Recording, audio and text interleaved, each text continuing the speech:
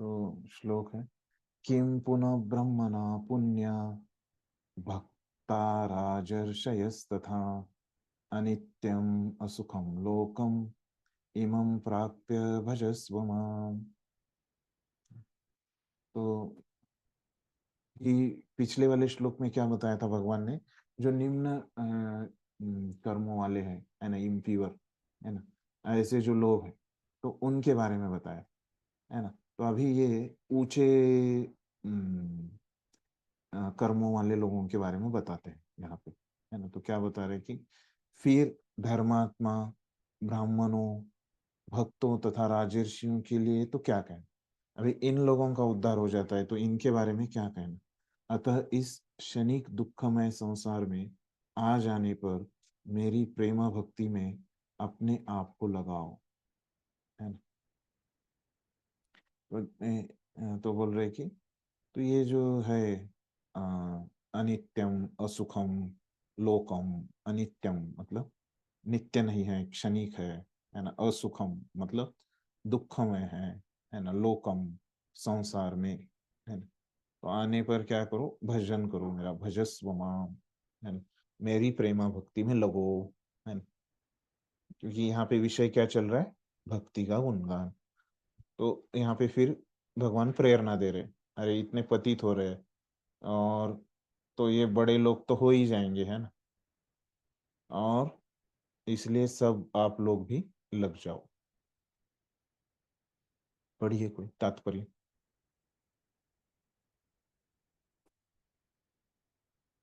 इस संसार में कई श्रेणियों इस के लोग संसार हैं, में किंतु तो भी यह संसार किसी के लिए सुखमय स्थान नहीं है। यह स्पष्ट कहा गया है, अनित्यम असुखम लोकम। यह जगत अनित्य तथा दुखमय है और किसी भी भले मनुष्य के रहने लायक नहीं है। भगवान इस संसार को क्षणिक तथा दुखमय घोषित कर रहे हैं। कुछ दार्शनिक, विशेष रूप से मायावादी, कहते हैं कि यह संसार मिथ्या है, किंतु भगवत गीता से हम यह जान सकते हैं कि यह संसार मिथ्या नहीं है, यह अनित्य है। अनित्य तथा मिथ्या में अंतर है।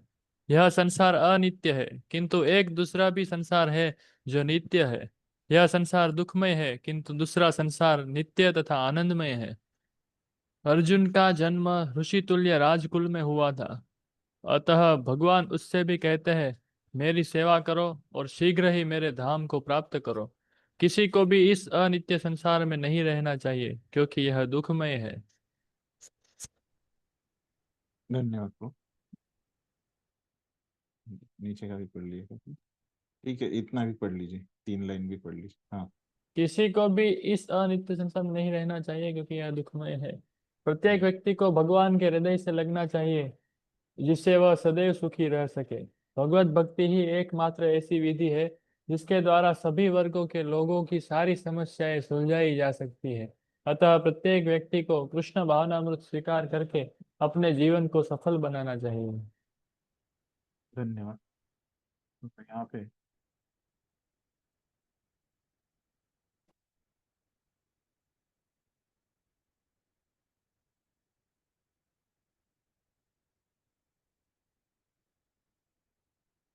तो तो अभी प्रभुपाद क्या बोल रहे हैं कि इस संसार में कई श्रेणियों के लोग हैं, है ना, किंतु तो भी यह संसार किसी के लिए सुखमय स्थान नहीं है। तो कोई भी श्रेणी का व्यक्ति रहे, है ना, तो अच्छे कर्मों वाला रहे, है ना, बुरे कर्मों वाला रहे, है ना, वैश्य रहे या ब्राह्मण रहे, है ना, किसी के लिए भी ये सुखमय नहीं है ये संसार, है ना। ब्राह्मणों के लिए भी, वैश्यों के लिए भी, है ना, सबके लिए यहाँ पे क्या है, असुखम, है ना, सुख नहीं है ना? तो अनित्यम असुखम लोकम, है ना, यह जगत अनित्य तथा दुखमय है और किसी भी भले मनुष्य के रहने लायक नहीं है ना। तो प्रभुपाद बार बार बोलते थे, है ना, कि ये जगत जो है वो जेंटलमैन के लिए नहीं है, भले व्यक्ति के लिए नहीं है। भगवान इस संसार को क्षणिक तथा दुखमय घोषित कर रहे, है ना। तो भगवान खुद घोषित कर रहे, बोल रहे प्रभुपाद। कुछ दार्शनिक क्रूर से मायावादी कहते हैं कि यह संसार मिथ्या है। तो ये इन्होंने, प्रभुपाद ने ये बलदेव विद्याभूषण से लिया है ना, कि कुछ लोग बोलते हैं कि ये जगत जगन मिथ्या, ऐसे बोलते हैं, संसार मिथ्या है। किंतु लेकिन भगवान ने यहाँ पे क्या बोला है, वो अनित्य है ना, मिथ्या नहीं है ना, लेकिन वो क्या है, अनित्य है ना, मतलब वास्तव है, लेकिन वो नष्ट होता है ना, इस प्रकार से बोले। किंतु भगवत गीता तो यह जान सकती है कि यह संसार मिथ्या नहीं, यह अनित्य है। अनित्य तथा मिथ्या में अंतर है, वो बात बोल रहे। यह संसार अनित्य है, किंतु एक दूसरा भी संसार है जो नित्य है। वो कौन सा है? भगवत धाम है ना, आध्यात्मिक जगत। वह संसार दुखमय है, किंतु दूसरा संसार नित्य तथा आनंदमय है ना, वो भगवत धाम। अर्जुन का जन्म ऋषि तुल्य राजकुल में हुआ था, है ना? तो अभी ये बताने के पीछे प्रभुपाद का क्या उद्देश्य है कि अभी भगवान जो बोल रहे हैं, है ना, थर्ड 32वें श्लोक में उन्होंने क्या बोला भगवान ने, कि ये जो निचले कर्मों वाले रहते हैं वो भी भक्ति में आएंगे तो क्या हो जाएगा, उनकी भी प्रगति हो जाएगी, है ना। तो अभी क्या बोल रहे हैं कि जो उच्च जन कर्म वाले हैं तो उनके बारे में तो क्या कहना, है ना। तो यहाँ पे भगवान अर्जुन को क्या बताना चाहते हैं, यार तुम तो क्या हो, ये निचले कर्मों वालों का तो भक्ति में प्रगति हो रहा है, लेकिन तुम तो क्या हो, क्षत्रिय परिवार से, है ना, तुम तो ऊंचे कर्म के कुल में तुम्हारा जन्म हो गया है, तो तुमको तो भक्ति करना चाहिए, है ना। ऐसे भगवान का भाव है, अर्जुन को वो बोल रहे। तो वही प्रभुपाद बोल रहे कि तुम तो क्या हो, उच्च कुल के हो, ऋषि तुल्य राजकुल के हो, है ना, ऐसे भगवान बताना चाहते हैं, है ना। बोला नहीं, लेकिन भाव ये है भगवान, है ना। तो लेकिन अतः भगवान उससे भी कहते हैं, मेरी सेवा करो और शीघ्र ही मेरे धाम को प्राप्त करो। तो अर्जुन को बोल रहे कि मेरी भक्ति करो, है ना, तुम तो उच्च कुल के हो। किसी को भी इस अनित्य संसार में नहीं रहना चाहिए, क्योंकि यह दुखमय है ना। तो जैसे अभी एक माता पिता बच्चे को बोल रहे हैं, है ना, एक बच्चा जो है स्कूल में जाके उसने क्या किया, 90% लेके आया परीक्षा में, है ना। तो माता पिता एक अपने बच्चे को बोल रहे, अरे देखो वो हमारे जो पड़ोसी है उनका बच्चा बस स्कूल करके वो 90% लेके आए, तुमको तो अभी क्या है, ट्यूशन है ना। तो तुमने तो आराम से अभी 90% लेके ही आना चाहिए, है ना। तुम तो ट्यूशन वाले हो, है ना, तुमको तो एक्स्ट्रा कोचिंग मिल रहा है। तो ऐसे बोल, तो इसी प्रकार से भगवान बोल रहे, अरे वो तो कम कर्मों वाले लेके आए, तुम तो अभी उच्च कर्मों के हो, है ना।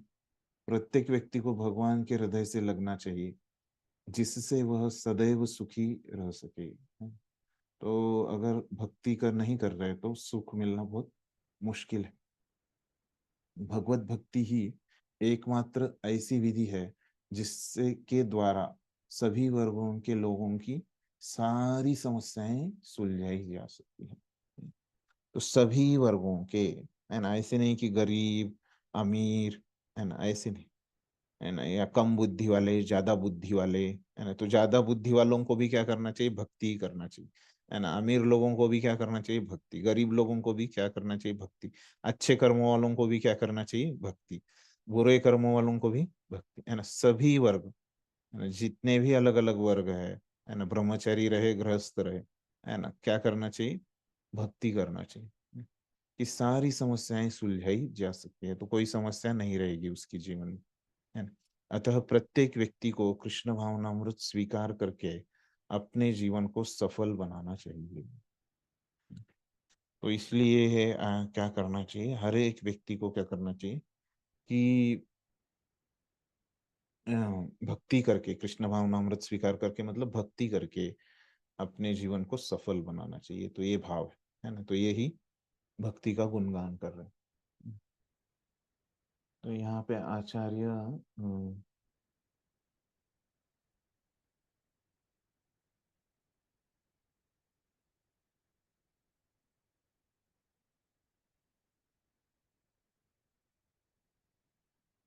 तो यहाँ पे चैतन्य चरण प्रभु कुछ प्रैक्टिकल पॉइंट बताते हैं, वो थोड़े मुझे अच्छे लगे। तो यहाँ पे अभी भगवान ने बोला है ये जगत क्या है, असुखम है ना। इस जगत में सुख नहीं है ना। तो हमको ऐसे नहीं सोचना चाहिए कि इस जगत में कुछ भी सुख नहीं है ना।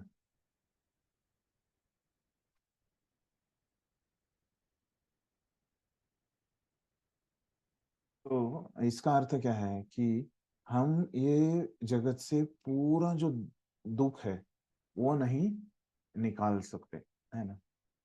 लेकिन हमको जीने के लिए तो एक वास्तविक अ,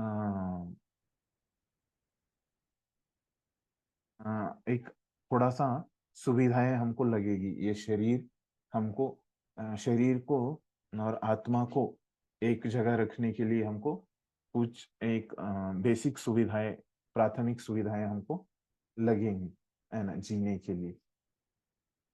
तो बोल रहे कि हम्म, तो ये जो एक प्राथमिक सुविधाएं हैं, है ना, वो अगर मिलने के लिए हम प्रयास कर रहे हैं, है ना, तो ठीक है ना।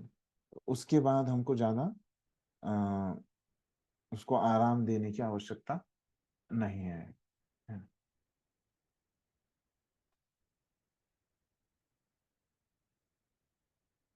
तो थोड़ा सा तो हमको एक अ, शरीर और आत्मा को एकत्र रखने इतना तो हमको सुख लगेगा। तो ये तभी हम अच्छे से भक्ति कर सकते हैं।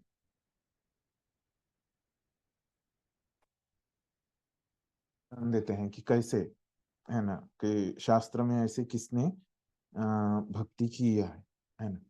तो वो उदाहरण देते हैं कि भागवतम में कथा आती है पृथु महाराज की, है ना। तो पृथु महाराज के जो ये है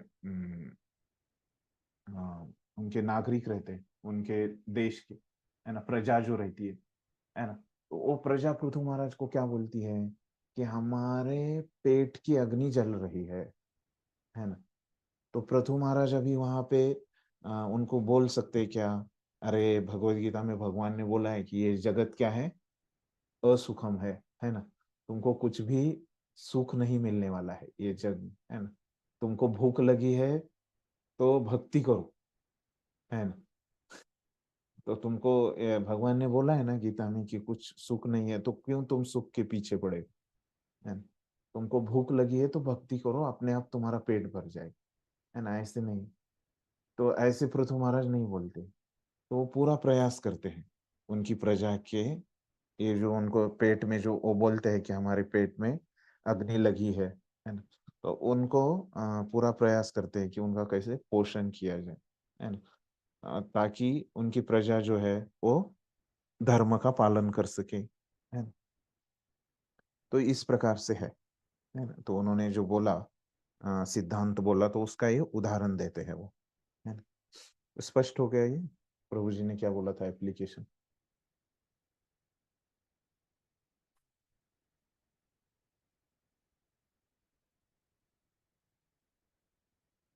ठीक।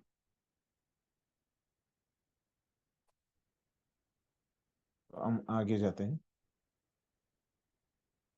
तो ये 33वां श्लोक हो गया। तो अभी यहाँ पे 33वें श्लोक में भगवान ने बोला कि मेरी भक्ति करो, भजस्व माम, है ना? तो अभी ये जो भक्ति है, उन्होंने भक्ति करने को बोला। तो अभी अगले श्लोक में वो बताते हैं कि भक्ति कैसे करना है।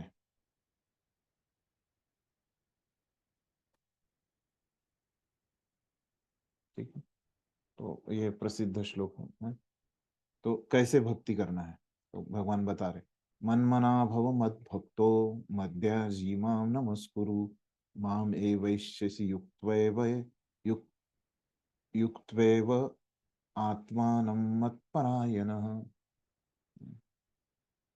तो क्या बोल रहे हैं कि अपने मन को मेरे नित्य चिंतन में लगाओ, मेरे भक्त बनो, मुझे नमस्कार करो, और मेरी पूजा करो। इस प्रकार मुझ में पूर्णतया तल्लीन होने पर तुम निश्चित रूप से मुझको प्राप्त होगे। तो चिंतन करो, भक्त बनो, नमस्कार करो, मेरी पूजा करो, मन को तल्लीन करो भगवान में। मुझ तुम निश्चित रूप से मुझको प्राप्त करोगे, है ना? तुम्हारे भक्ति का परिणाम आ जाएगा, तुम ऐसे करोगे तो। ये पढ़िए पहला परिचय।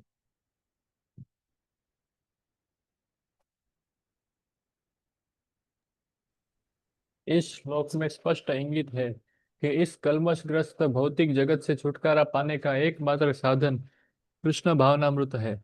कभी कभी कपटी भाष्यकार इस स्पष्ट कथन को तोड़ मरोड़ कर अर्थ करते हैं कि सारी भक्ति भगवान कृष्ण को समर्पित की जानी चाहिए। दुर्भाग्यवश ऐसे भाष्यकार पाठकों का ध्यान ऐसी बात की ओर आकर्षित करते हैं जो संभव नहीं है। ऐसे भाष्यकार नहीं जानते कि कृष्ण के मन तथा कृष्ण में कोई अंतर नहीं है। कृष्ण कोई सामान्य मनुष्य नहीं है, वे परमेश्वर है। उनका शरीर, उनका मन तथा स्वयं वे एक है और परम है, जैसा कि कूर्म पुराण में कहा गया है और भक्ति सिद्धांत सरस्वती गोस्वामी ने चैतन्य चरितामृत पंचम अध्याय आदि लीला 41 से 48 के अनुभाष्य में उद्धृत किया है। देह देही विभेदोयम नेश्वरे विद्यते क्वचित, अर्थात परमेश्वर कृष्ण में तथा उनके शरीर में कोई अंतर नहीं है। लेकिन इस कृष्ण तत्व को न जानने के कारण भाष्यकार कृष्ण को छिपाते हैं और उनको उनके मन या शरीर से पृथक बताते हैं।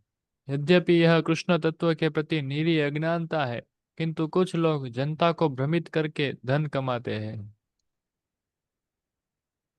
ठीक है, धन्यवाद। तो अभी यहाँ पे प्रभुपाद क्या बोल रहे हैं कि यहाँ पे भगवान ने जो बताया है, भक्ति करने से सुख की प्राप्ति होती है ना? और दुखों का विनाश हो जाता है, कल्मशग्रस्त भौतिक जगत से छुटकारा मिलता है, इस जगत से छुटकारा मिलता है ना? तो क्यों क्यों ऐसे? क्योंकि भगवान प्राप्त हो रहे हैं भक्ति करने से, है ना? कृष्ण भावनामृत की अभ्यास करने से, मतलब भक्ति करने से, है ना? तो ये तो हमको पता है, लेकिन कभी कभी क्या करते हैं, कुछ जो अलग रहते हैं, परंपरा में नहीं है, वो अर्थ लगाते हैं कि यहाँ पे स्पष्ट बोला है कि सब कुछ हमने भगवान के लिए करना है। तो ऐसे भाग्यवान ये भाष्यकार क्या करते हैं, दुर्भाग्यवश, कि दूसरी जो संभव नहीं है वहां पे ध्यान खींच लेते हैं।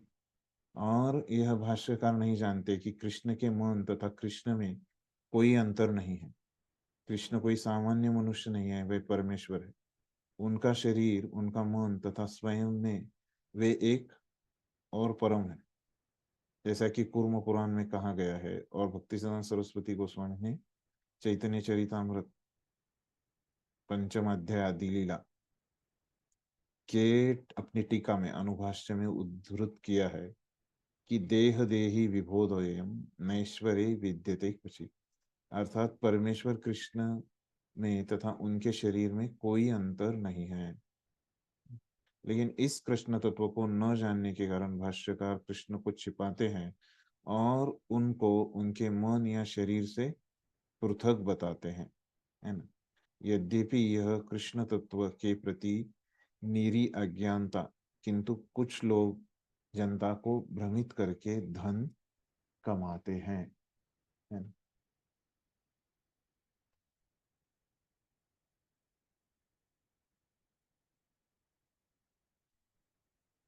यहाँ पे वो क्या करते हैं कि कृष्ण बोल रहे हैं ना, तुम मुझको प्राप्त करोगे, है ना?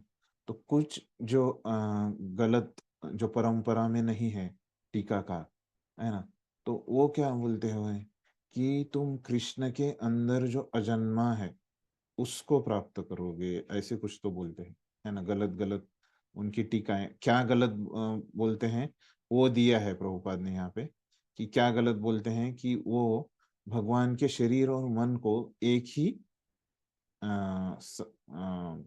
मतलब अलग अलग मानते हैं, है ना? तो जो शरीर और मन दोनों भी क्या है, भगवान के सच्चिदानंद है ना? तो ये ऐसे नहीं मानते वो लोग, है ना? तो वो शरीर को अलग मानते हैं और मन को अलग मानते हैं, है ना। अर्थात क्या है, लेकिन उनके क्या है, कृष्ण और उनके शरीर में कोई अंतर नहीं है। देह देही विभोदयम, है ना, तो ये तत्व नहीं मानते, है ना। लेकिन वो भाष्यकारों के वचन प्रभुपाद ने यहाँ पे नहीं दिए, है ना। तो इस प्रकार से हमको समझना पड़ेगा। ये पूरा परिच्छेद जो अंत में दिया है ना, वो पढ़ने के बाद ही हमको समझता है कि भाष्यकारों ने क्या गलत बोला है ना। तो क्या गलती कर रहे हो भाष्यकार, कि भगवान के शरीर और भगवान को अलग अलग मानते हैं, है ना। तो भगवान का शरीर जो है वो भी सच्चिदानंद है। हमारा कैसे है, आत्मा जो है वो सच्चिदानंद है, लेकिन हमारा जो शरीर है वो पूरा क्या है, पदार्थों से बना हुआ जड़ है ना। लेकिन वैसे भगवान का नहीं है। वही एक तत्व है जो मायावादी लोग नहीं मानते हैं, है। यहाँ पे प्रभुपाद ने उनको भाष्यकार बोला है कि गलत भाष्यकार, जो परंपरा में नहीं है ना, ऐसे लोगों का ऐसे मत है। ठीक, अगला परिच्छेद पढ़ी। कुछ लोग आसुरी होते हैं, वे भी कृष्ण का चिंतन करते हैं, किंतु ईर्ष्यावश जिस तरह कृष्ण का मामा कंस करता था, वह भी कृष्ण का निरंतर चिंतन करता रहता था, किंतु वह उन्हें शत्रु रूप में सोचता था। वह सदैव चिंताग्रस्त रहता था और सोचता रहता था कि न जाने कब कृष्ण उसका वध कर दे। इस प्रकार के चिंतन से हमें कोई लाभ होने वाला नहीं है। मनुष्य को चाहिए कि भक्तिमय प्रेम में उनका चिंतन करे, यही भक्ति है। उसे चाहिए कि वह निरंतर कृष्ण तत्व का अनुशीलन करे। तो वह उपयुक्त अनुशीलन क्या है? यह प्रामाणिक गुरु से सीखना है।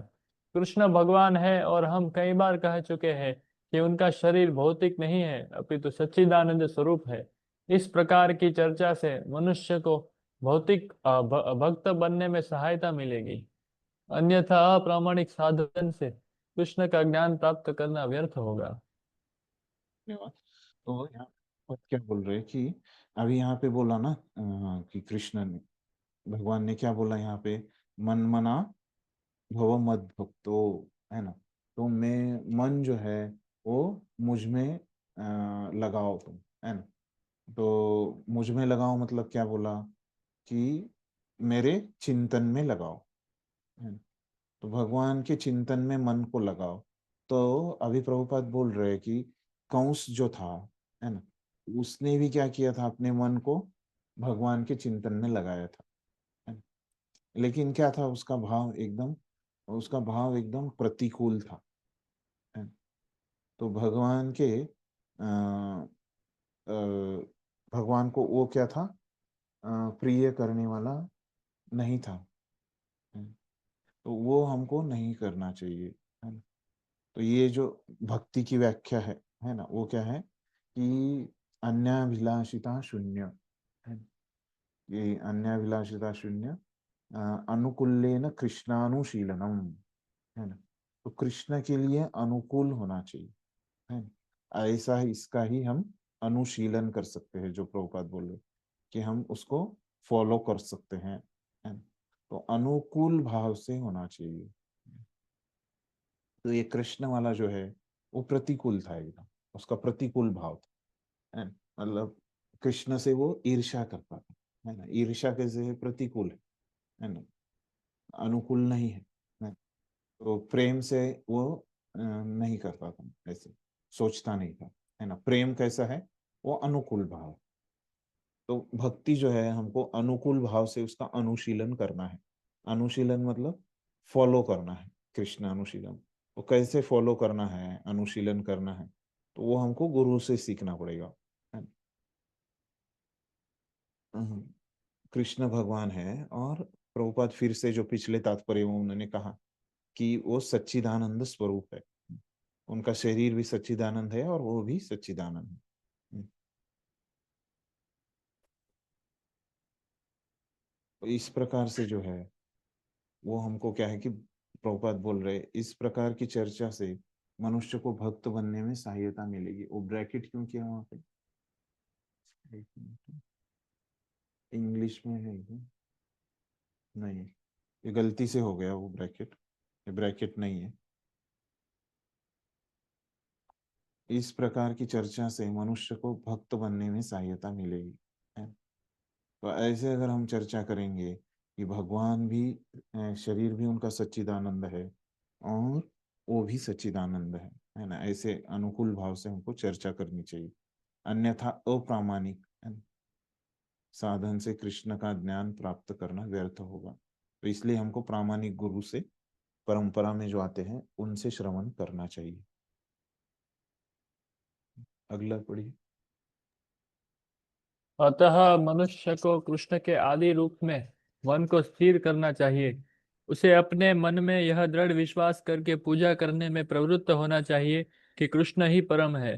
कृष्ण की पूजा के लिए भारत में हजारों मंदिर है जहाँ पर भक्ति का अभ्यास किया जाता है। जब ऐसा अभ्यास हो रहा हो तो मनुष्य को चाहिए कि कृष्ण को नमस्कार करे। उसे अर्चा विग्रह के समक्ष नतमस्तक होकर मनसा वाचा कर्मणा हर प्रकार से प्रवृत्त होना चाहिए। इससे वह कृष्ण भाव में पूर्णतया तल्लीन हो सकेगा। इससे वह कृष्ण लोक को जा सकेगा। उसे चाहिए कि कपटी भाष्यकारों के बहकावे में न आए। उसे श्रवण कीर्तन आदि नवधा भक्ति में प्रवृत्त होना चाहिए। शुद्ध भक्ति मानव समाज की चरम उपलब्धि है। धन्यवाद। अभी क्या बोल रहे प्रभुपाद कि अतः मनुष्य को कृष्ण के आदि रूप में मन को स्थिर करना चाहिए, है ना। तो कृष्ण के जो अवतार भी है ना, तो उस अवतारों पे भी अगर हम ध्यान करते हैं, है ना, रामादि मूर्तिषु सकला नियमेन तिष्ठन्, है ना, वो भी शुद्ध भक्ति है ना। जैसे राम, नरसिंह, है ना, वामन, वराह, तो ये अवतारों पे भी अगर हम उनकी भक्ति करते हैं वो भी शुद्ध भक्ति है। इन प्रभुपाद अभी उनका मत बता रहे हैं कि इनमें करने से अच्छा है कि आप कृष्ण के ऊपर ही ध्यान करोगे, है ना। तो क्या है कि वो अच्छा है ना। उसे अपने मन में यह दृढ़ विश्वास करके पूजा करने में प्रवृत्त होना चाहिए कि कृष्ण ही परम है ना। तो कृष्ण परम है, इसलिए उनके ऊपर ध्यान करने की जगह मैं कृष्ण के ऊपर ही करूंगा, है ना। कृष्ण की पूजा के लिए भारत में हजारों मंदिर हैं, है ना। तो जहाँ पर भक्ति का अभ्यास किया जाता है, जब ऐसा अभ्यास हो रहा है, मनुष्य को चाहिए कि कृष्ण को नमस्कार करे, है ना। जो बोला है उन्होंने, माम नमस्कुरु, उसे अर्चा विग्रह के समक्ष नतमस्तक होकर मनसा वाचा कर्मणा हर प्रकार से प्रवृत्त होना चाहिए। इससे वह कृष्ण भाव में पूर्णतया तल्लीन हो सके, है ना। तो इससे भगवान के बारे में विचार करने के लिए आसान हो जाएगा। इससे वह कृष्ण लोक को जा सकेगा। उसे चाहिए कि कपटी भाष्यकारों के भकावे में न आए, है। असत संग त्याग यही वैष्णवाचार है। वैसे असत संग से भी हमको दूर रहना चाहिए। उसे श्रवण कीर्तन आदि नवधा भक्ति में प्रवृत्त होना चाहिए। असत संग के दूर है कि हमको क्या खाली बैठना है क्या, नहीं, भक्ति के कार्य हमको करते रहना है। शुद्ध भक्ति मानव समाज की चरम उपलब्धि है। तो यही शुद्ध भक्ति ही मानव समाज की चरम उपलब्धि है। ये छोटा पैराग्राफ है। तो भगवत गीता के 7वें तथा 8वें अध्यायों में भगवान की ऐसी शुद्ध भक्ति की व्याख्या की गई है ना, जो कहाँ कहाँ की गई है। तो 7वें 8वें अध्याय में तो भगवान ने 8वें अध्याय में भी बोला है कि कैसे उनका अनन्य भक्ति के बारे में, है ना। और 7वें अध्याय में कैसे ये शुद्ध भक्त उनको देखते हैं इस दुनिया में, है ना। सोहम अपसुकम तेय प्रभाष्मि शशि सूर्य, है।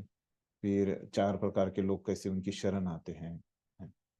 तो ये सब चीजें यहाँ पे बार बार बताई गई है 7वें 8वें अध्याय में शुद्ध भक्ति के बारे में। जो कल्पना योग तथा सकाम कर्म से मुक्त है। तो ये शुद्ध भक्ति क्या रहती है, किसी की कल्पना, योग तथा सकाम, ये रहती है यो ज्ञान कर्मादि अनावृतम, है ना। ज्ञान और कर्म से आवृत नहीं रहती शुद्ध भक्ति। जो पूर्ण तया शुद्ध नहीं हो पाते, वे भगवान के विभिन्न स्वरूपों द्वारा तथा निर्विशेषवादी ब्रह्म ज्योति तथा अंतर्यामी परमात्मा द्वारा आकृष्ट होते हैं। तो ये लोग जो है पूरी तरह से पूर्णत्व नहीं, जिन्होंने नहीं प्राप्त किया, तो वो कौन रहते हैं? ज्ञानी और योगी रहते हैं। किंतु शुद्ध भक्त तो परमेश्वर की साक्षात सेवा करता है। इन भक्त तो उनसे, ज्ञानी योगी उनसे ऊपर रहता है। पढ़िए ये परिचित। कृष्ण संबंधी एक उत्तम पद्य में कहा गया है कि जो व्यक्ति देवताओं की पूजा में रत है वे सर्वाधिक अज्ञानी है। उन्हें कभी भी कृष्ण का चरम वरदान प्राप्त नहीं हो सकता है कि प्रारंभ में कोई भक्त अपने स्तर से नीचे गिर जाए, तो भी उसे अन्य सारे दार्शनिक तथा योगियों से श्रेष्ठ मानना चाहिए। जो व्यक्ति निरंतर कृष्ण भक्ति में लगा रहता है उसे पूर्ण साधु पुरुष समझना चाहिए। क्रमशः उसके आकस्मिक भक्ति विहीन कार्य कम होते जाएंगे और उसे शीघ्र ही पूर्ण सिद्धि प्राप्त होगी। वास्तव में शुद्ध भक्त के पतन का कभी कोई अवसर नहीं आता, क्योंकि भगवान स्वयं ही अपने शुद्ध भक्तों की रक्षा करते हैं। अतः बुद्धिमान मनुष्य को चाहिए कि वह सीधे कृष्ण भावनामृत पथ का ग्रहण करे और संसार में सुख पूर्वक जीवन बिताए। अंततो गत्वा वह कृष्ण रूपी परम पुरस्कार प्राप्त करेगा। इस प्रकार श्रीमद् भगवत गीता के 9वें अध्याय परम गुह्य ज्ञान का भक्ति वेदांत तात्पर्य पूर्ण हुआ। होता है कि कृष्ण संबंधी एक उत्तम पद्य में कहा गया है कि जो व्यक्ति देवताओं की पूजा में रत है वे सर्वाधिक अज्ञानी है।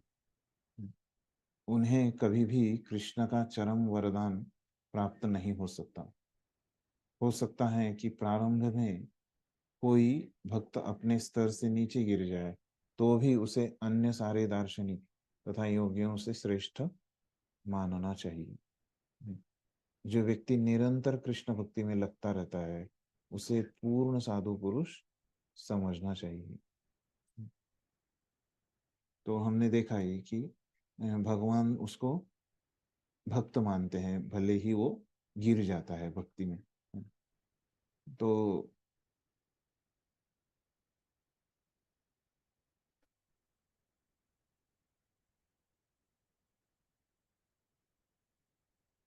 और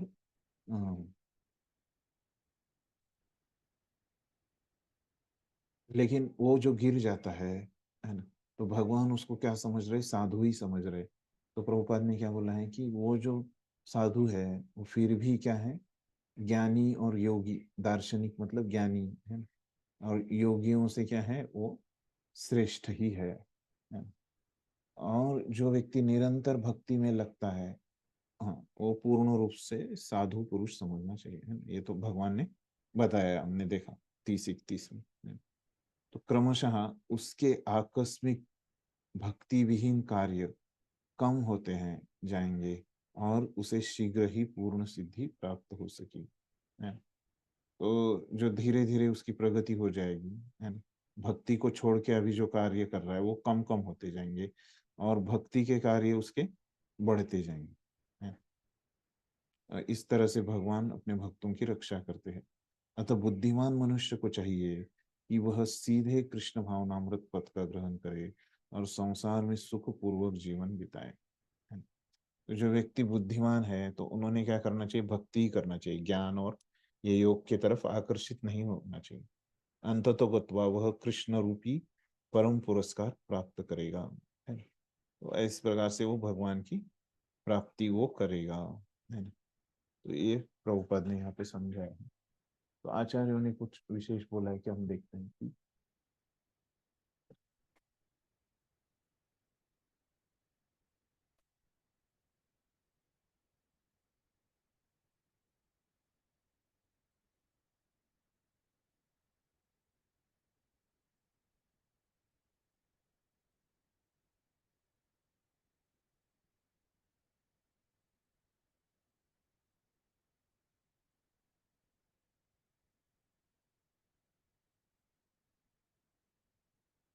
तो यहाँ पे विश्वनाथ चक्रवर्ती ठाकुर बहुत एक अच्छा उदाहरण दे रहे हैं कि वो बोल रहे हैं कि यहाँ पे जो भगवान ने बोला है ना, कि अपने मन को मेरे चिंतन में लगाओ, है ना, ये तो बोला है। तो वो उदाहरण दे रहे हैं कि एक राजा है ना, एक राजा है, तो उसके पास कोई एक नौकर है उसका, है ना। तो ये नौकर जो है राजा के पास काम कर रहा है, और राजा बदले में उसको क्या देता है, तनख्वाह देता है ना, पैसा देता है। और फिर वो नौकर क्या करता है कि वो मुझको तनख्वाह मिलेगा, उससे मैं अपना पूरे परिवार का पालन पोषण करूंगा, महीने के आखिरी में मुझे तनख्वाह मिलेगी। तो इसके लिए वो क्या करता है, वो राजा का चिंतन करता है, उसका काम करता है। तो इस प्रकार का तुम मेरा चिंतन मत करो, है ना। तो कैसे तुम मेरा चिंतन करो, तो ऐसे जबरदस्ती मत करो, तो स्वाभाविकता तुम मेरा चिंतन करो, है ना। ऐसे जबरदस्ती, है ना, एक कर्तव्य के रूप में मत चिंतन करो, एक प्रेम से तुम मेरा चिंतन करो, है ना।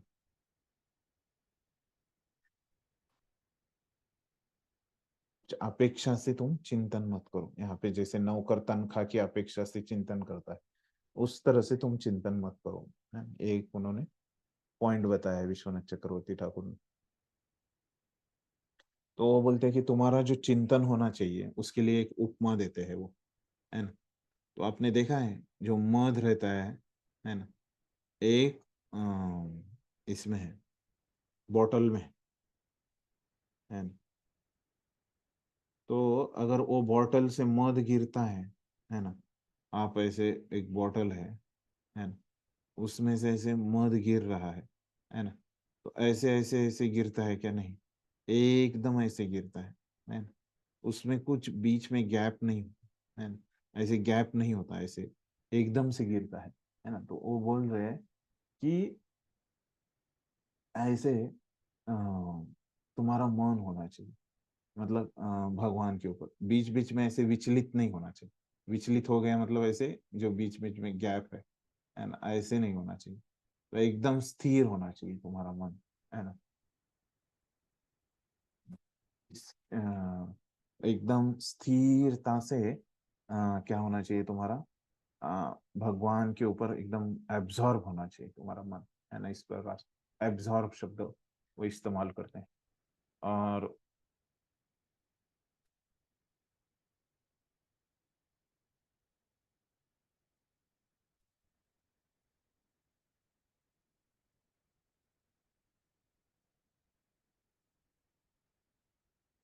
ठीक है।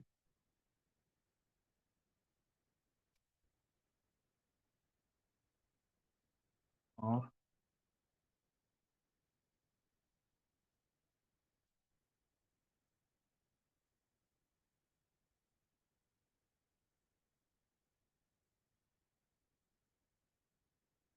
यहाँ पे एक अभी जो ये राजा और नौकर का उदाहरण दिया, है ना। तो इसमें भूरिजन प्रभु एक और इसमें से अच्छा जो विश्वनाथ चक्रवर्ती ठाकुर ने दिया है ना, तो उसमें से एक वो बहुत अच्छा सीख निकाल रहे हैं। तो वो बोल रहे हैं कि जैसे नौकर है ना, तो वो क्या कर रहा है, तनख्वाह लेके राजा के लिए काम कर रहा है ना। लेकिन वो राजा के बारे में सोचता है क्या, नहीं सोचता, है ना। तो उसी तरह से तुमको क्या करना है कि भगवान के लिए तुमको काम, तुम सेवा कर रहे हो भगवान की, है ना। भगवान के लिए काम कर रहे हो, है ना, भगवान का प्रचार कार्य में लगे हो, है।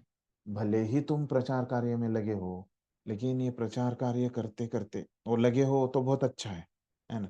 लेकिन वो कैसे है, एक नौकर है ना, वो जैसे राजा के लिए कार्य करता है उस प्रकार का है।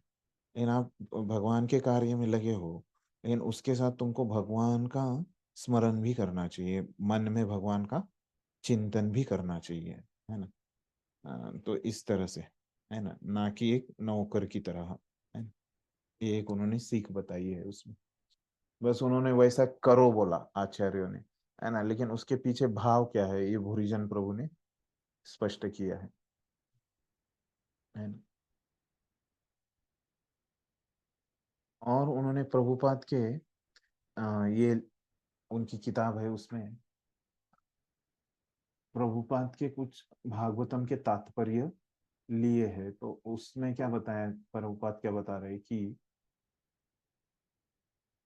तो ये भौतिक जगत जो है ना, तो ये श्रीमद् भागवतम 5वां स्कंद 26वां अध्याय है ना, 37वां, ये मेरे पास है अभी इंग्लिश में, मैं वो चैट में डाल देता हूँ,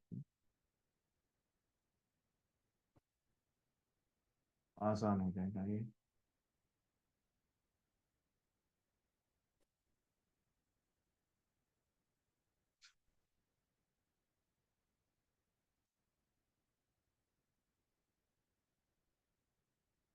ये ऐसे ठीक, एक ये बड़ा हो जा रहा है, तो बस वो डालता हूँ मैं,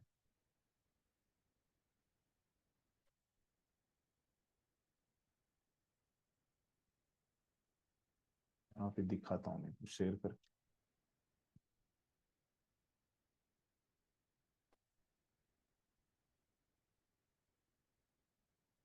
ये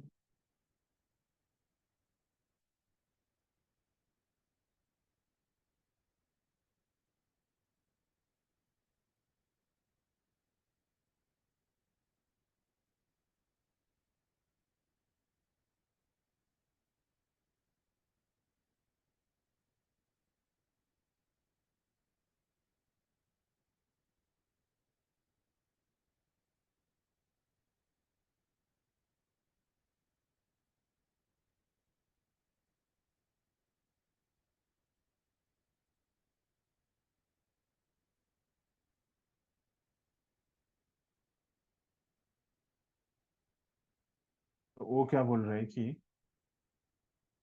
हाँ, प्रभुपाद का उन्होंने ये लिया है तात्पर्य, 5वें स्कंद का 26वां अध्याय और 37वां श्लोक है ना, उसमें तात्पर्य में से बता रहे हैं कि जो भौतिक जीवन का जो उद्देश्य है वो पूरा कैसे हो जाएगा, कि अगर अ, हम अपने आध्यात्मिक स्वरूप से अपने आध्यात्मिक कार्य करेंगे, है ना, आध्यात्मिक पहचान करेंगे और भगवत धाम जाएंगे तो वो पूरा हो जाएगा, है ना। और एक बहुत आसान पद्धति है ना, ये जो भगवान ने बोला है वो करने की, वो क्या है कि सर्वधर्मान परित्यज्य मामेकम शरणम व्रज, ऐसे करेंगे तो हम आध्यात्मिक जगत में जा सकते हैं, है ना? तो किसी को पुण्य करने की जरूरत नहीं है, पाप करने की जरूरत नहीं है, लेकिन क्या करना पड़ेगा, हमको भक्त बनना पड़ेगा और भगवान के चरणों में शरण लेना पड़ेगा, है ना। और ये जो शरणागति की प्रोसेस है ना, पद्धति है, वो बहुत आसान है ना, एक बच्चा भी पालन कर सकता है। वो क्या है शरणागति की पद्धति, मनमना भव मद भक्तो मध्याजिमा नरंस्कुरु, है ना। तो वो कैसे करना है, हरि नाम लेना है ना, भगवान का भक्त बनना है, उनकी पूजा करना है ना, और उनको नमस्कार करना है और उनके लिए कार्य करना है ना। तो यहाँ पे क्या बताया ये श्लोक के बारे में, कि ये क्या है कि एक शरणागति की, ये यहाँ पे वाक्य महत्वपूर्ण है कि हमको क्या है, भक्त बनना है ना?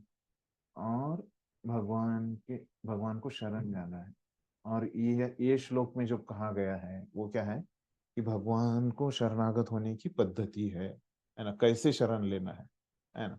शरण लेना है तो कैसे लेना है, कि भगवान के बारे में सोच के, है ना, उनकी भक्ति करके, उनको नमस्कार करके, मतलब ये इस श्लोक के माध्यम से हम क्या कर सकते हैं, भगवान की शरणागति ले सकते हैं, है ना?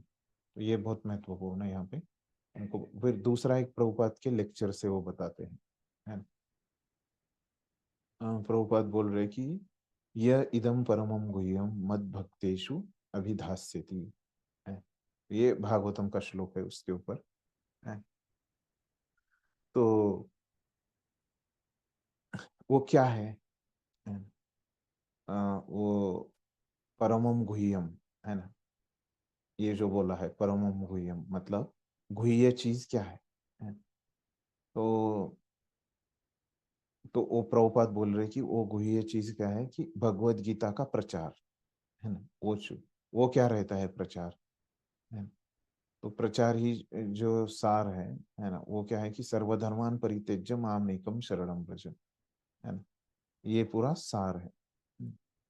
ये बाहर जाओ और इसका प्रचार करो, है ना।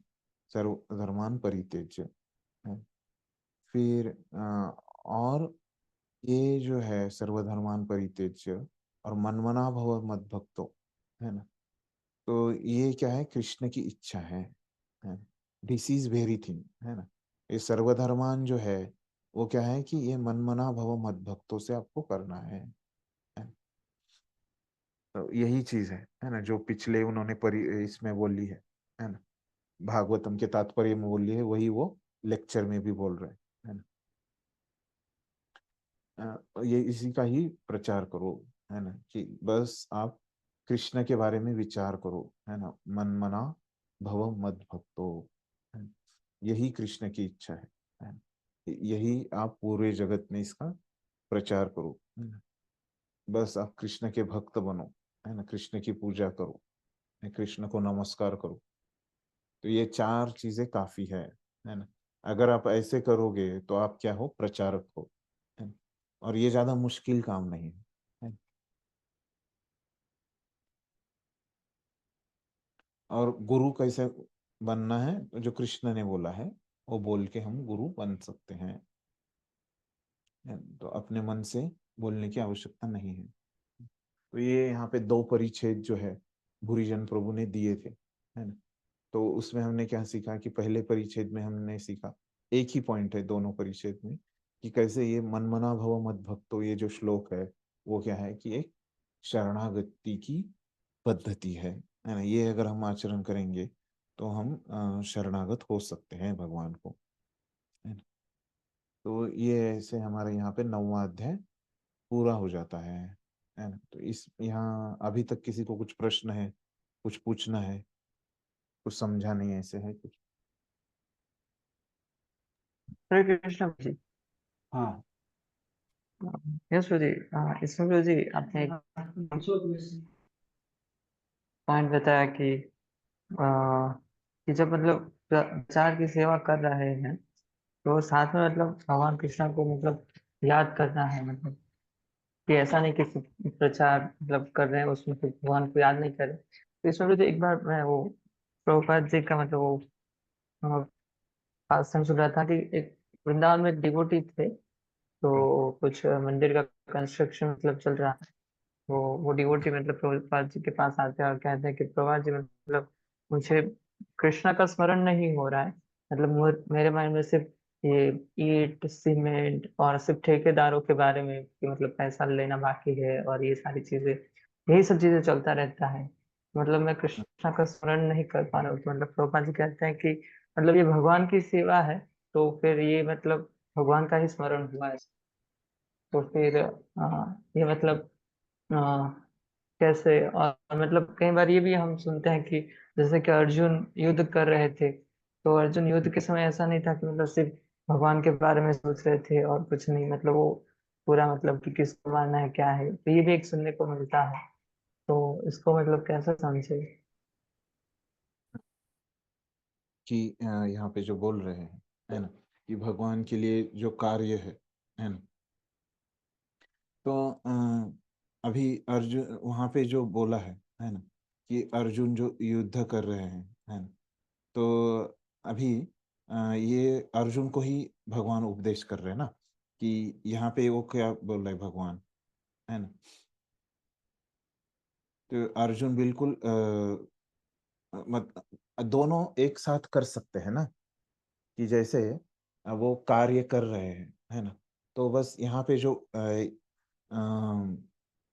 अर्जुन युद्ध कर रहे हैं, है ना, तो मतलब वो पूरी एकाग्रता से कर रहे हैं, है ना, पूरा ध्यान रख रहे हैं। उनका ध्यान इधर उधर हो गया तो कैसे उनकी जान जा सकती है। लेकिन साथ ही साथ वो मन में चिंतन कर सकते हैं, है ना। या जो सुबह और शाम जो युद्ध का समय नहीं है ना, उस समय वो कीर्तन कर सकते हैं, है ना, जो थोड़ा सा है ना। तो ये युद्ध के समय वो पूरा उनका ध्यान जो है ना, वो युद्ध में है पूरी एकाग्रता केंद्रित है युद्ध में, है ना। उस समय नहीं कर पा रहे, लेकिन जो सुबह का और शाम का जो समय है ना, उसमें वो ध्यान करना है, कर सकते हैं, है ना। तो इस प्रकार से हमको इसको समझना है कि दोनों चीजों की आवश्यकता है ना। तो कृष्ण के लिए कार्य भी करना है और ध्यान भी करना है, ऐसे एक ही चीज उनकी आवश्यकता नहीं है ना। तो दोनों साथ में चाहिए, है ना। सिर्फ कार्य करेंगे और ये करेंगे, ध्यान नहीं करेंगे, उससे भी शुद्धिकरण नहीं होगा। फिर क्या हो जाएगा, वो कार्य को हम उस एक हमारा शुद्धिकरण नहीं होगा वो कार्य से, है ना। अगर हमारा शुद्धिकरण हमको चाहिए तो दोनों की आवश्यकता है ना। तो भगवान के लिए कार्य की, बस भगवान का चिंतन ही कर रहे, मन पूरा भगवान में लगाया है, लेकिन भगवान के लिए कुछ कार्य नहीं कर रहे, है ना, जो 8वें अध्याय में उन्होंने बताया है ना। तो अभी उन्होंने यहाँ पे मनन करने को बोला है, लेकिन सिर्फ मनन करने को ही नहीं बोला है उन्होंने, है ना। तो अगर आपको पूरा उसका ये चाहिए तो जो 8वें अध्याय में उन्होंने बताया है कि आप युद्ध करते करते क्या करो, मेरे पे मनन भी करो, है ना। 8वें अध्याय के 15वें शायद से श्लोक में है कि अ,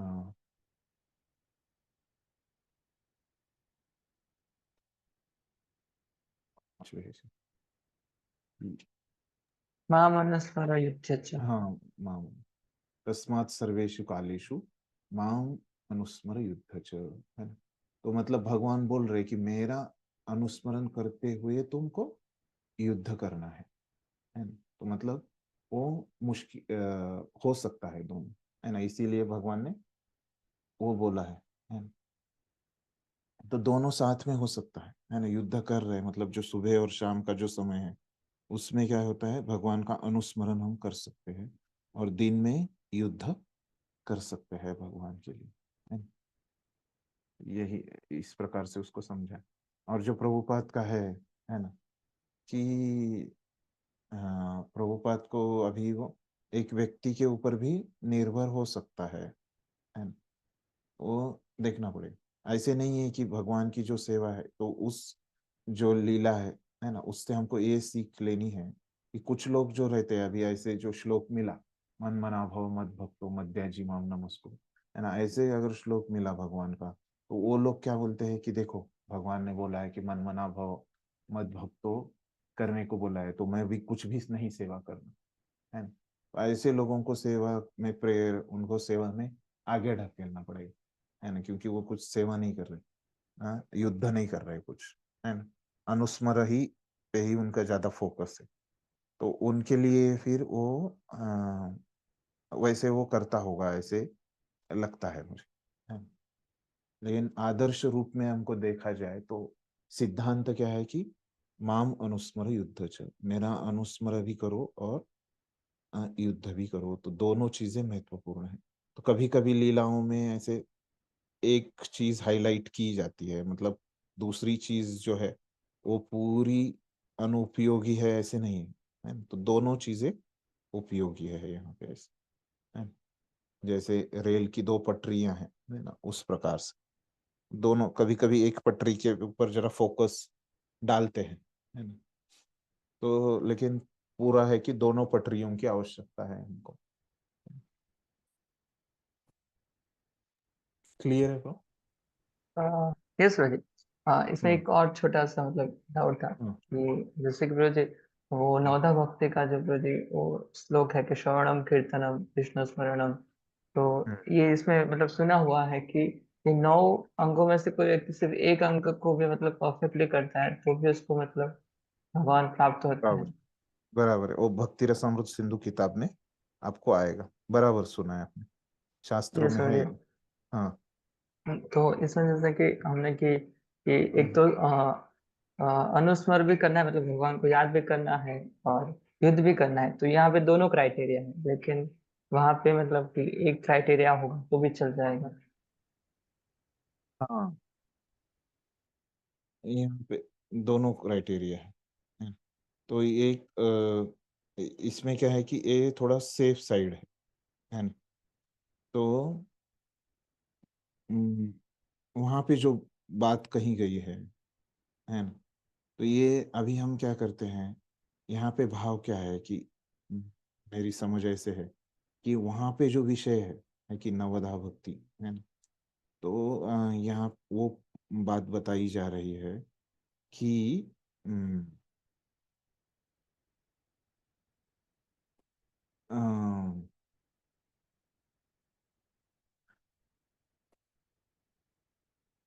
नवधा भक्ति में एक बात बताई जा रही है कि अगर आपको पूर्णत्व प्राप्त करना है ना, तो क्या है कि आपको नवधा भक्ति की आवश्यकता है ना।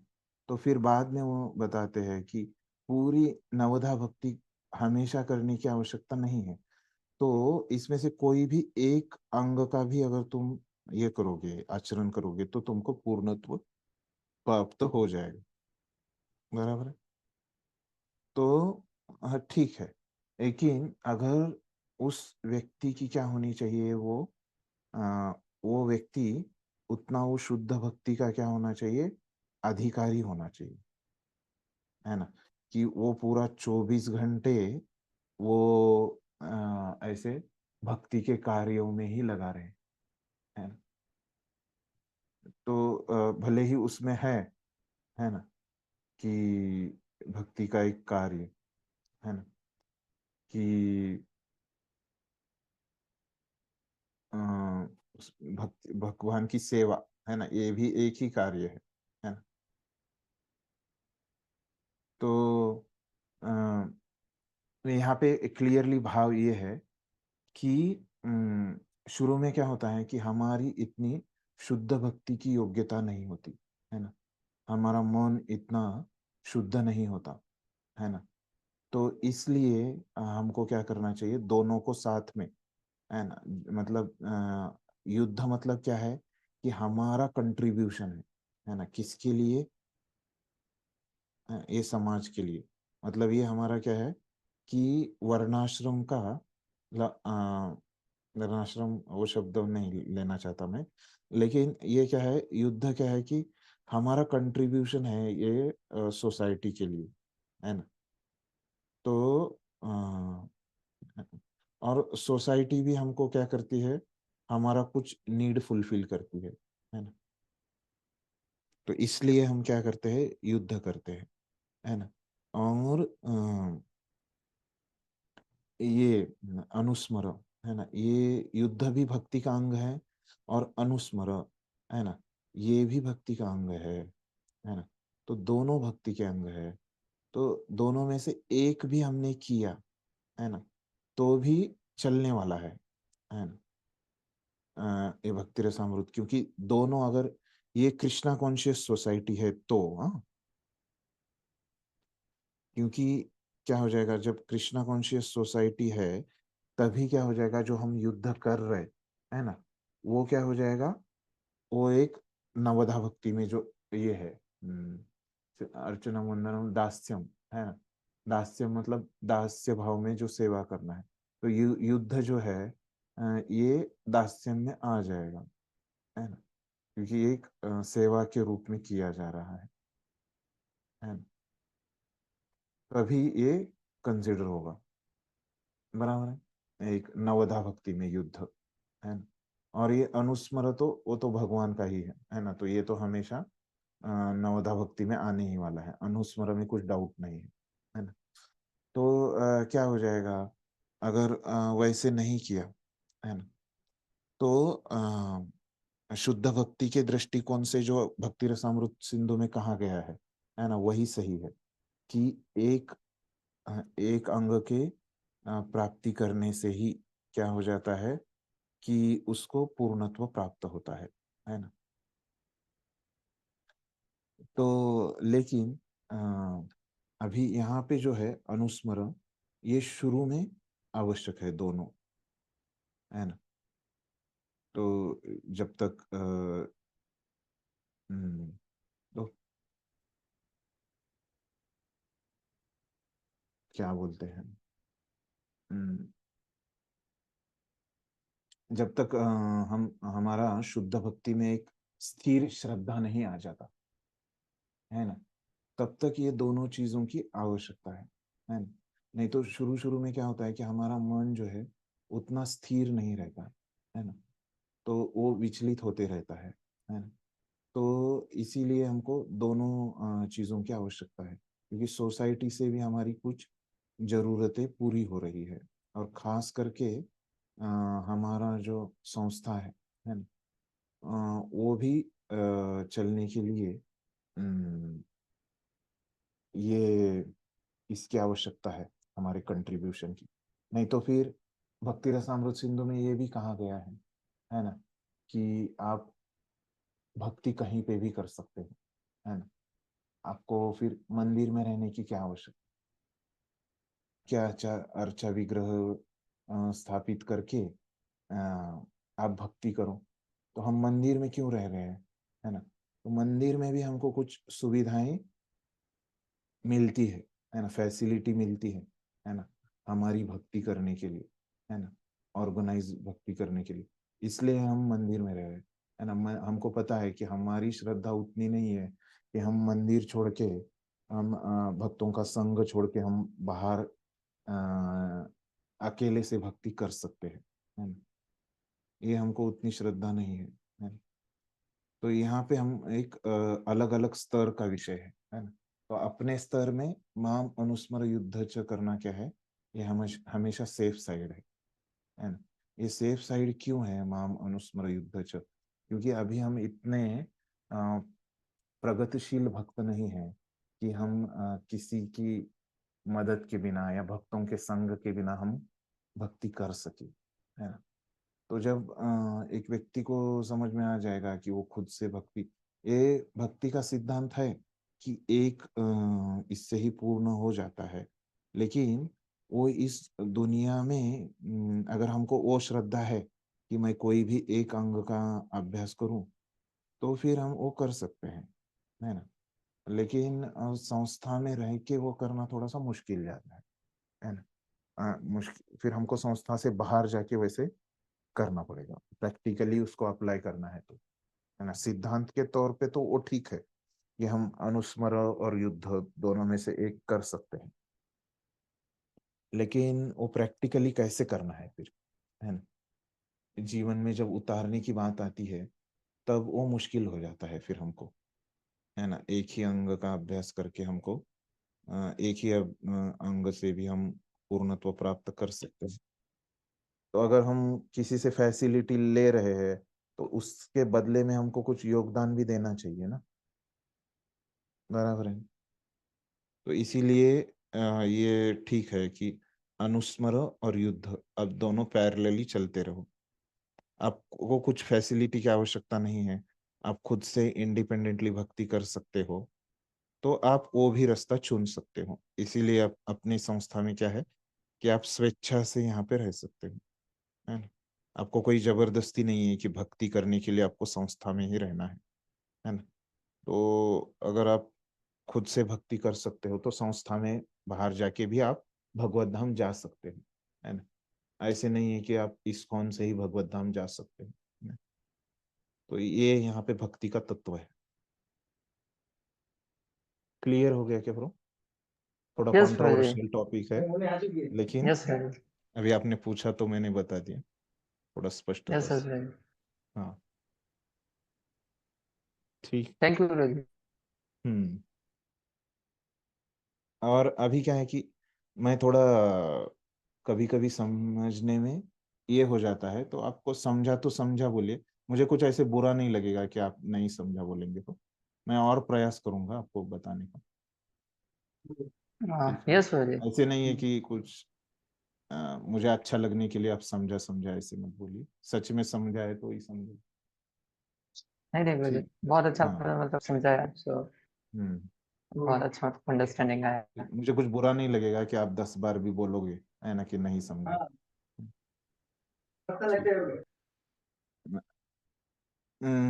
ठीक है, तो इस प्रकार से हमारा 9वां अध्याय पूरा हो जाता है यहाँ पे, है ना।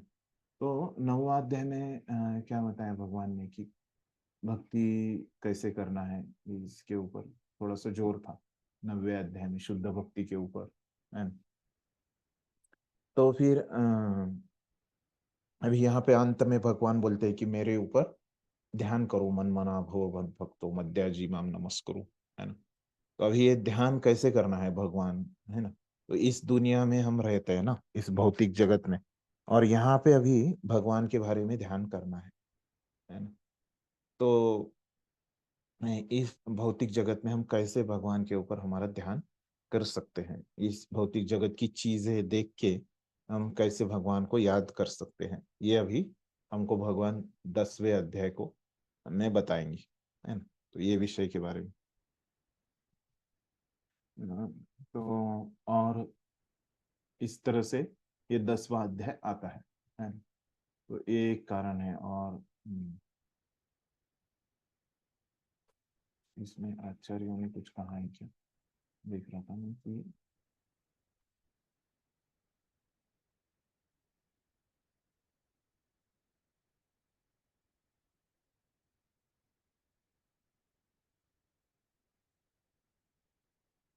देखते हैं कि 10वें अध्याय में भी भगवान जो है बिना कोई प्रश्न पूछे, है ना।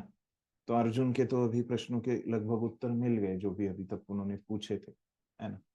तो बिना प्रश्न पूछे भगवान यहाँ पे अभी चालू कर रहे वो बोलना, है ना। तो ऐसे बताया जाता है कि ये जो 90वें अध्याय में जो भगवान ने बताया कि कैसे उनके बारे में जो ज्ञान बताया, है ना, उनके भक्ति के बारे में खास करके अंत में जो ज्ञान बताया, है ना। तो वो क्या है, उनकी मधुरता दर्शाता है ना। और ये अभी 10वें अध्याय में वो अभी फिर से उनका ऐश्वर्य ज्ञान बताते हैं, है ना। तो 90वें अध्याय में शुरू में थोड़ा सा बोला है उन्होंने, फिर बाद में और थोड़ा सा मधुरता का ज्ञान बताते हैं, और 10वें अध्याय में अपने ऐश्वर्य के बारे में वो बताते हैं। तो इसलिए प्रभुपाद ने जो इसको नाम दिया है ना, वो क्या दिया है, श्री भगवान का ऐश्वर्य, ओपुलेंस ऑफ द एब्सोल्यूट, है ना। तो इसीलिए क्योंकि इसमें बहुत ज्यादा ऐश्वर्य ज्ञान के बारे में बताया है भगवान ने, है ना। तो ये भी एक यहाँ पे विषय है 10वें अध्याय में, है ना। और एक है, दूसरा है कि हम कैसे भगवान के ऊपर अपना ध्यान कर सकते हैं, ये विषय है मुख्यत्वे ये 10 अध्याय में, है ना।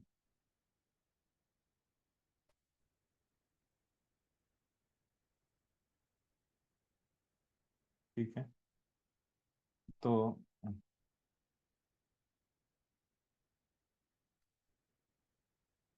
शुरू करते हैं पहला श्लोक, है ना, हो जाएगा हमारा। तो भगवान क्या बोल रहे हैं, श्री भगवान उवाच भूय एव महाभावो शृणु मे परमं वचः यतेऽहं प्रीयमाणाय वक्ष्यामि हितकाम्यया। श्री भगवान ने कहा, हे महाभाव अर्जुन, और आगे सुनो, क्योंकि तुम मेरे प्रिय सखा हो, अतः मैं तुम्हारे लाभ के लिए ऐसा ज्ञान प्रदान करूंगा जो अभी तक मेरे द्वारा बताए गए ज्ञान से श्रेष्ठ होगा, है।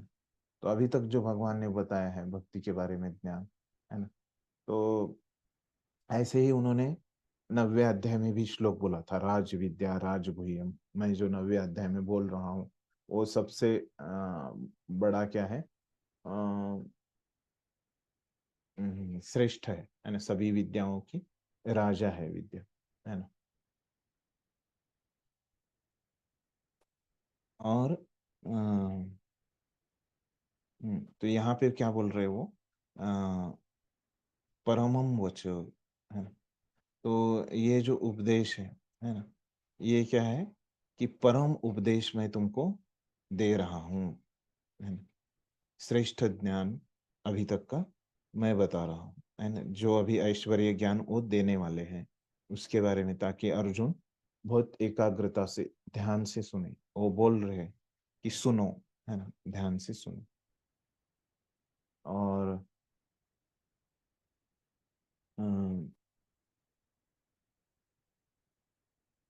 तो मतलब एक वो बोल रहे कि अगर हम देखते हैं कि हमारे जो स्कूल में हमारे शिक्षक बोलते थे, है ना, कि तुम वो बस बता पढ़ाते जाते थे, है ना।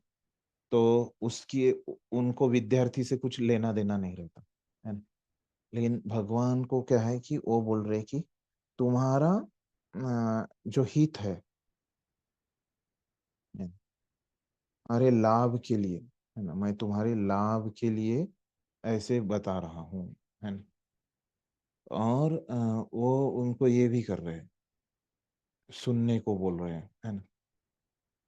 और तुम मेरे मित्र हो, मतलब एक संबंध भी भगवान बना रहे हैं अर्जुन के साथ, है ना। एक व्यक्तिगत रूप से ऐसे उनका वार्तालाप चल रहा है ना। एक व्यावसायिक शिक्षक की तरह, है ना, प्रोफेशनल शिक्षक की तरह नहीं, जैसे हमारे स्कूल में रहते थे वैसे नहीं बता रहे, है ना। तो एकदम ये भी हम ये भाव देखते हैं, है ना, भगवान का इस श्लोक में। तो ये कुछ भाषांतर के आधार पे है। तो प्रभुपाद क्या बोलते हैं, पढ़िए कोई।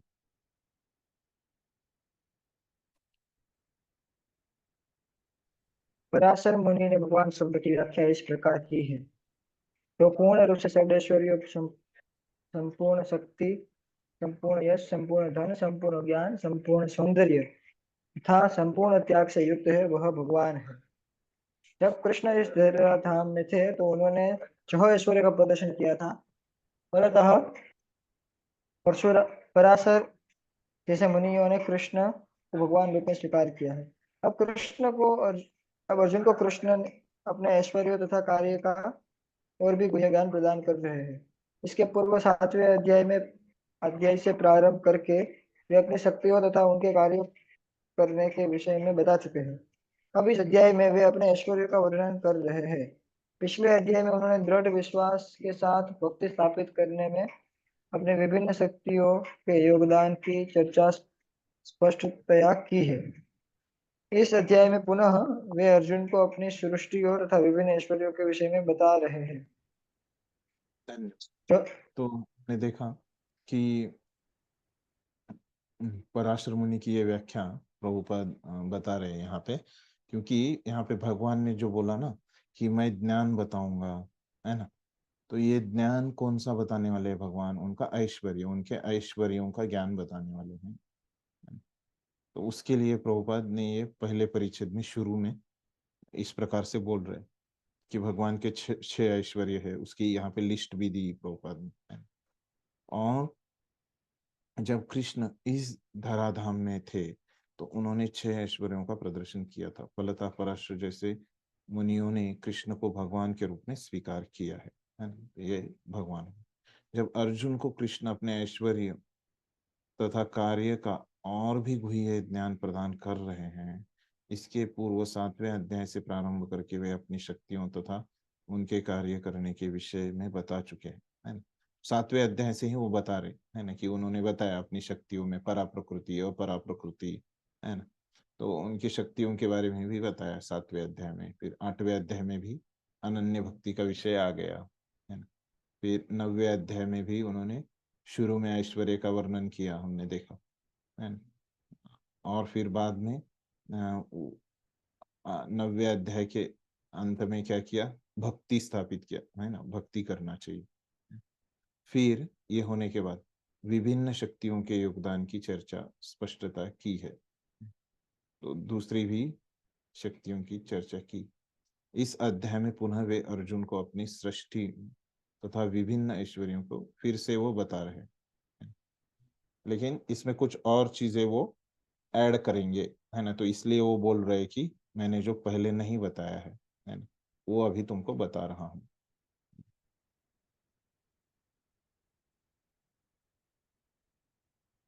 यहाँ पे अगले परिच्छेद में प्रभुपाद सुनने के बारे में बताते हैं, है ना।